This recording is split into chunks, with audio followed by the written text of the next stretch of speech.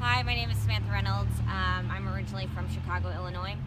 I'm 26 years old and I manage the arts programming here at Hayes Valley Artworks. Hayes Valley Artworks has been a temporary art site for a little over a year now. We actually just celebrated our 1-year anniversary. Before that it was an urban farm, and prior to that it was actually an on-ramp for the freeway. That was then demolished and the site was rebuilt. So it's designated by the city as a community creation space, but prior to that the city has designated this space to be low-income housing that will be built ideally starting this summer actually.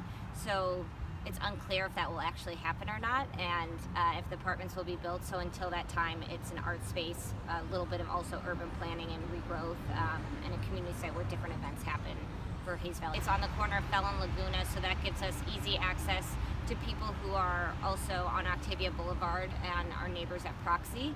And so a lot of times people come here either for an event or they just happen to see it and kind of wander through, and it's a very unique space, so people have been responding very positively to it.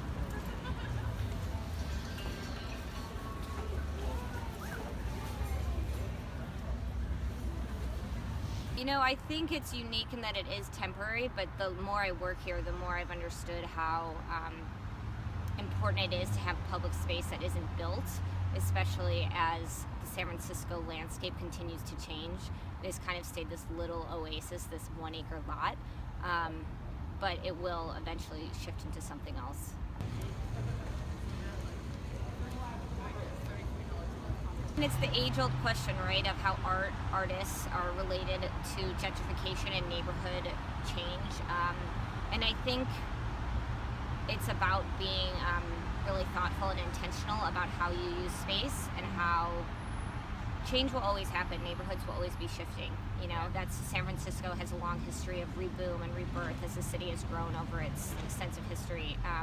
And so I think Hayes Valley is kind of a little ecosystem of that happening and that continual change being taking place. But I think artists are still here, and I hope they continue to stay here. And I hope they continue to work with local businesses and spaces like us to find that middle ground.